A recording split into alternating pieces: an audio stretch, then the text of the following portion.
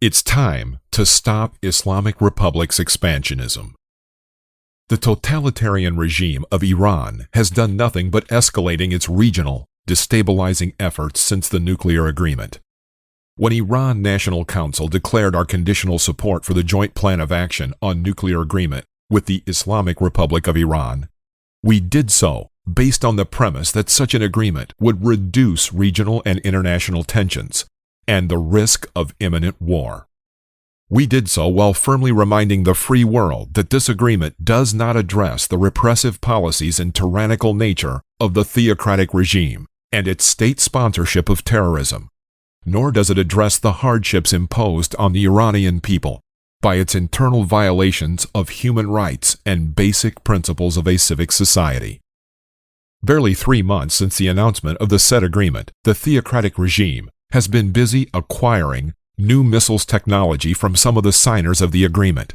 while at the same time aggressively expanding its proxy support of terror in Iraq, Syria, Lebanon, Yemen, Bahrain, and Saudi Arabia.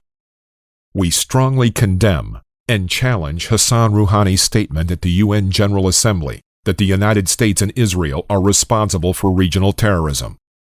Such a statement from the representative of a theocratic expansionist state that embodies the rise of militant religious and political terrorism, both at home and abroad for the past 36 years, is an insult to the collective intelligence of the civilized world. Even more outrageous is the Rouhani's contention that they are supporting democratic forces in Syria by sending military and financial aid to the Ba'athist dictatorship of Bashar al-Assad. This is similar to the old Stalinist practices of establishing Soviet totalitarian satellite regimes in Eastern Europe and calling them democratic republics.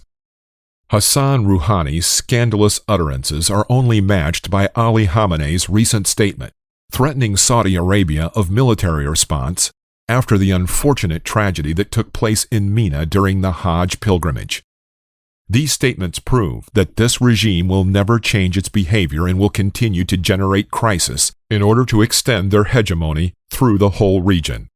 The conventional wisdom amongst the unconditional supporters of the nuclear deal is that the so-called peace dividend derived from the agreement will open the doors of Iran to greater trade and social interaction with the West, and therefore have a liberalizing effect on the regime and its policies both at home and abroad.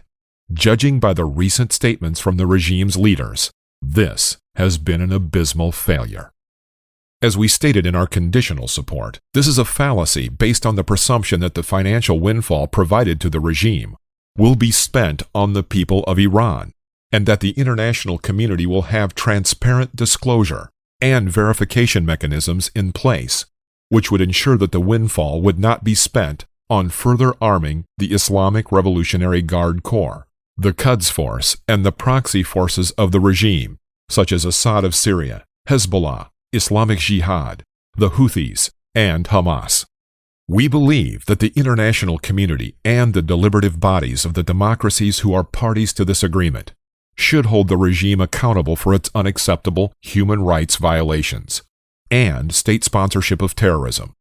and demonstrate through their actions that this agreement will not further consolidate and expand the tyrannical policies of the theocratic regime and its hegemonic aims for regional dominance and oppression.